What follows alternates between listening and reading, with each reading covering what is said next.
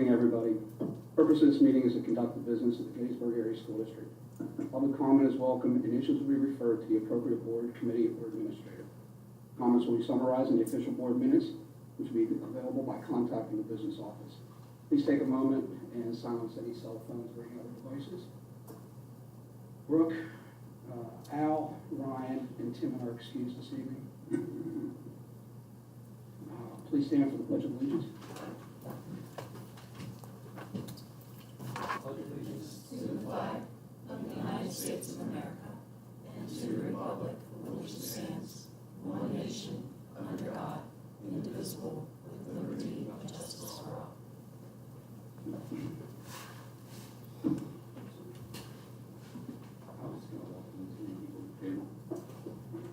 Jason.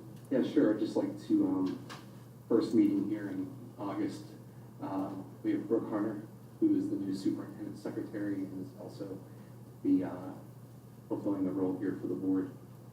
We also have Dr. Lee Dalton as our solicitor representing Stockholm here. So just wanted to welcome them for the first meeting. Citizens participation. We have one this evening. Mr. Burwell. Thanks. I wanted to address a topic that I feel pretty passionate about, and that concerns school resource individuals, armed school resource individuals.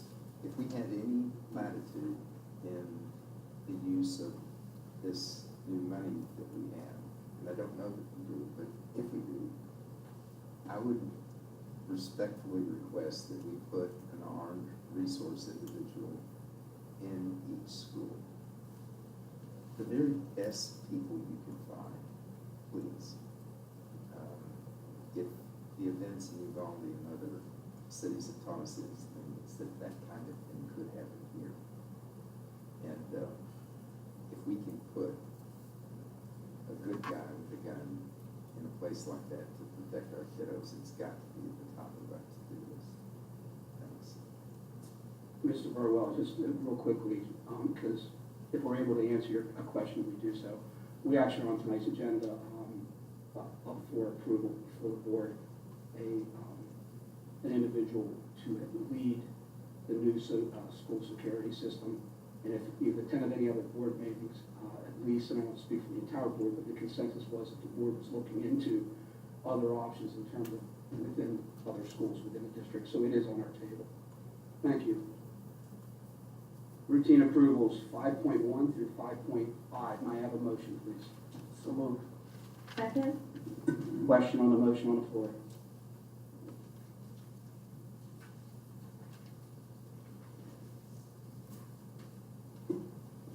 Hearing no question, roll call. Mike? Yes. Tim? Yes. Amy Beth? Yes. Jeremy? Yes. Michelle? Yes. And I vote yes. You'll notice it's a pretty light agenda.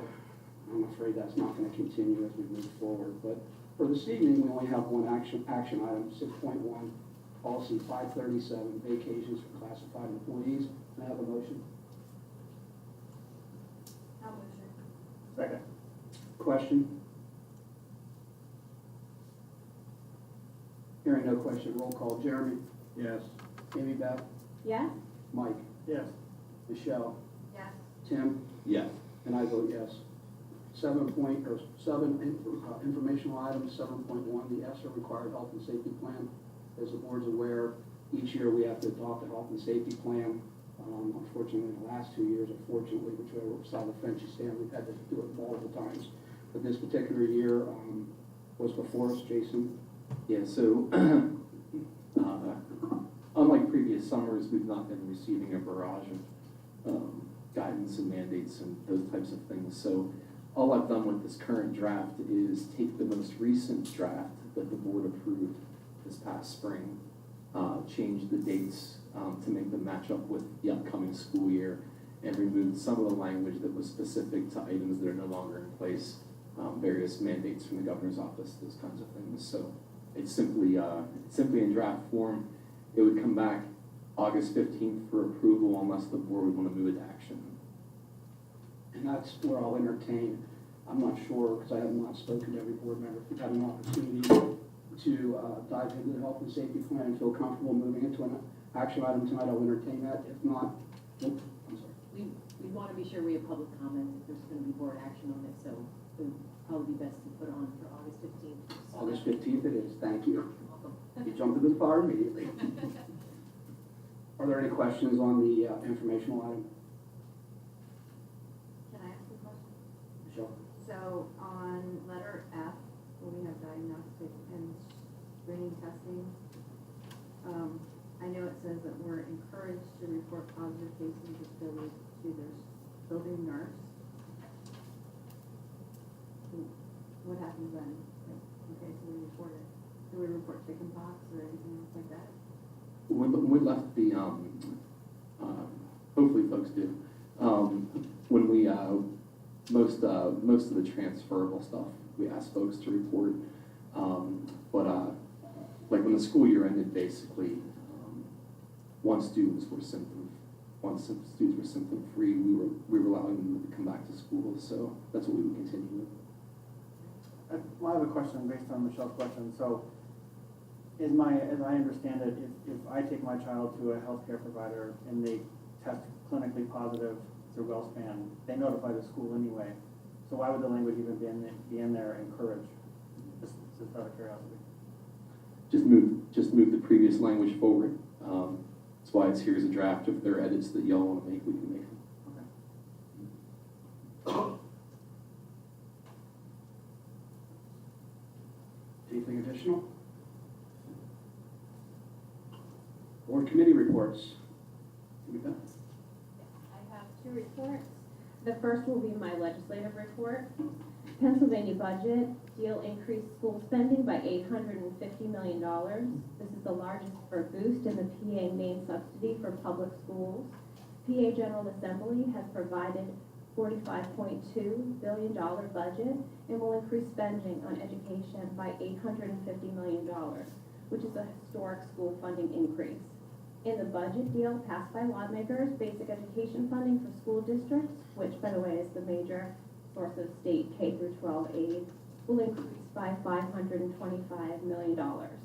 There will be a $79 million increase for special education, also a 25.9% increase with spending for transportation. This will include the allotment for the rising cost of fuel. The House of Appropriations Committee Chairman, Representative Stan Saylor, stated that this is a comprehensive budget that puts the needs of the people before the needs of the government. Some advocates say that while the deal may help many districts with an 8% increase for education, that it will barely keep the pace with record inflation.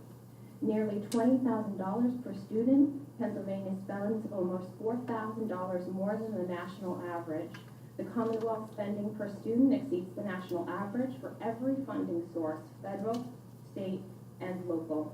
Our district will receive $9,139,557, which is an increase of approximately 7% over the 2021 to 2022 state allocations. And another topic that's important to all of you, the PA Office of Open Records for Right to Know Law has announced a new process. The next steps for the phase over the next several months is the office will be moving forward to an e-file appeal portal. The online docketing process is a management system designated to streamline the automated and appeals process. Appeals filed with submissions will be accounted in real time and will allow for requesters to be more up to date and informed. I would like permission to roll right into my IU report if possible. Go ahead. I have been fortunate enough not only to represent our district, but Upper Adams and Fairfield for the IU. Getting to know the other superintendents and understanding their district needs has been basically just an awesome experience. Tomorrow I have a meeting. That meeting will affect not only our district, but the other two that I mentioned prior.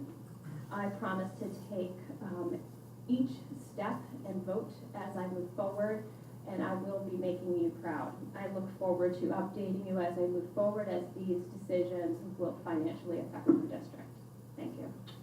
Amy Beth, going back to your first report, I know you had said earlier you met with our representatives from time to time.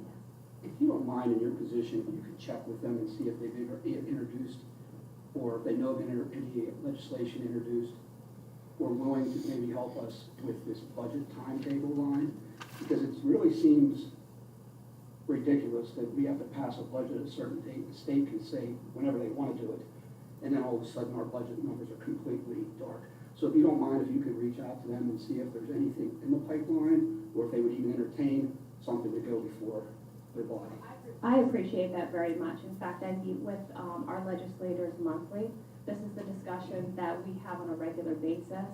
That's why for the last 2 meetings, I updated each of you as to having the funds that are necessary with the prediction from those legislators. I hope that you're able to hear those recommendations, maybe make a note for next year. Thank you. Thank you. And then one follow-up, Linda, after we're done with program reports, dealing with that state money, if you could give us a brief update on that. Oh, fantastic, thank you. Jeremy. Mike. Yeah, so the policy committee will reconvene on Tuesday, September 13th at 4 p.m. in the administration building. There's no policies on the docket from last time. Tim. The finance committee met to go over the future HVAC projects at Lincoln, James Getty's administration building. We have another one on the 15th, I believe it is.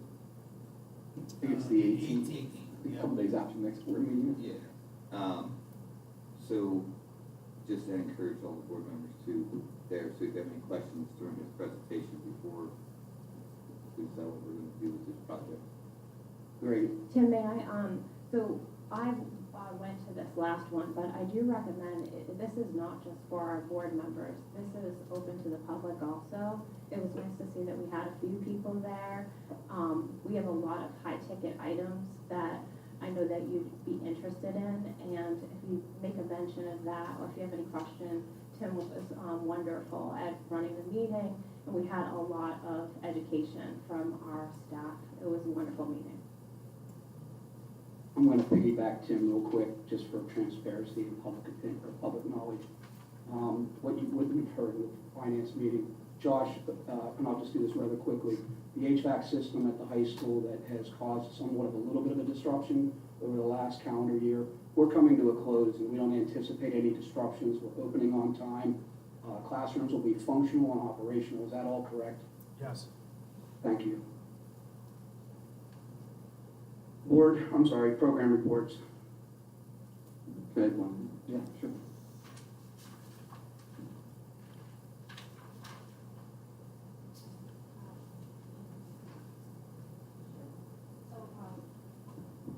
What I'm providing you is a history of our basic ed subsidy as well as our special education subsidy, along with what the preparations that were provided to get us for the 22-23 budget.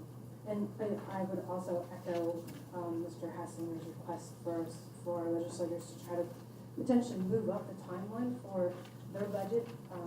So if we're to meet a certain time requirement of submitting our budget by June 30th and not knowing what the state is going to present, that creates a little bit of concern, of course. But so in summary, I'm not going to go into this, I'll go over detail, but the information and the data that I presented to you this evening shows the budget and actuals for basic ed subsidy since 2016 to 17 to 2021-22 and the 22-23 budget. And so in all essence of each year, basic ed subsidy has been falling behind. Our actuals have been falling behind what we've typically been budgeting all through except for the 22-23 school year. The new appropriations of the budget has been adopted by the legislators. Great, it's an increase, definitely. Our specific basic ed funding is increasing by $495,032, and our special education funding is increasing by $192,054. Overall, this is a $687,086 increase. Not necessarily exactly the way the paper reports, simply because the beginning number of basic education funding is different from what we have reported compared to what the state uses as their baseline moving forward. And that typically will occur on an ongoing basis, but it is slightly a little bit differently. I think the paper reported that Gettysburg was receiving a little bit over 7%, and that is not quite accurate, exactly accurate. There is a little bit of a difference there. So in all, if I'm looking at year-to-date 16-17 for current year allocations, we have been, except for the current fiscal year, we have been exceeding our budget item in accordance to what we're actually receiving from the state. And if I'm looking at a cumulative number, it is approximately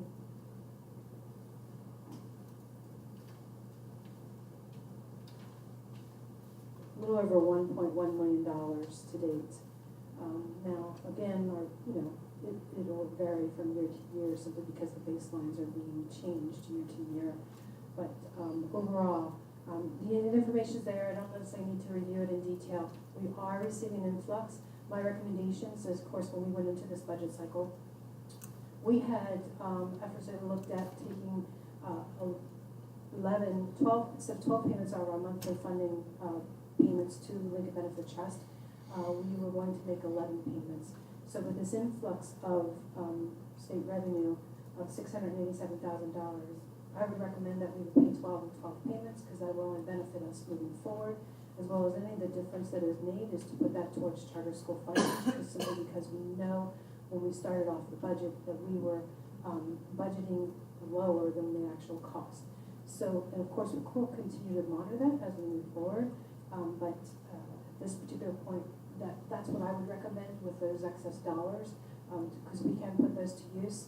By paying 12 of our 12 payments to our insurance will only benefit us keeping our rates at a minimum rate for all employees as well as the district's cost overall.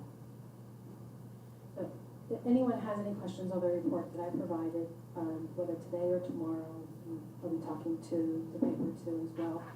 Please feel free to reach out to me and I'll be happy to review some of the information.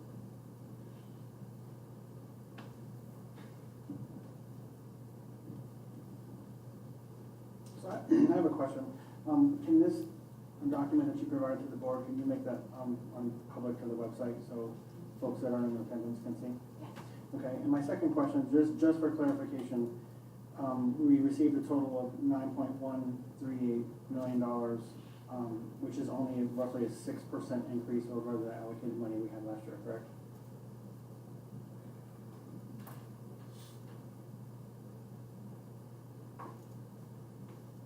Yes.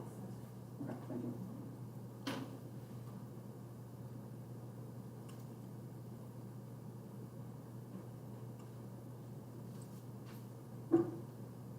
Any additional questions? Well, I just want to make sure I'm reading this right. So, Linda, can you go to like budget and actual for 2021? We budgeted 8.5 million and we got 8.2. Is that correct? Am I reading this right? For 21-22, correct? 2021. Yeah. So, for example, basic ed, which is the top line, we budgeted 8.6 million, and we are estimating 8.5 million to come in. So, of course, we're anticipating to have a shortfall in that particular line item of about $117,000. Okay. Making sure that I'm reading this correctly.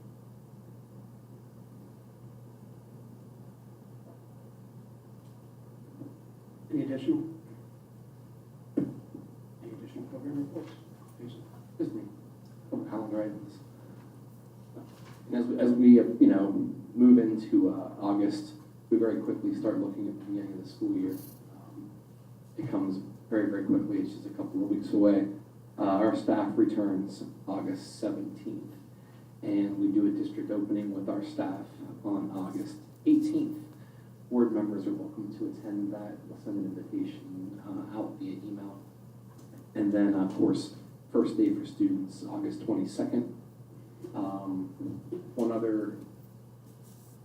other thing out in the district calendar this year, folks will notice that we made all of the early release days consistent. So every early release day is 11 a.m. for secondary, 12 for elementary. So It used to depend on the type of day in calendars past, so to make it a little bit easier for families and folks trying to determine daycare and those kinds of things, we just made it consistent. So it's 11 and 12 for every early release day for the upcoming school year.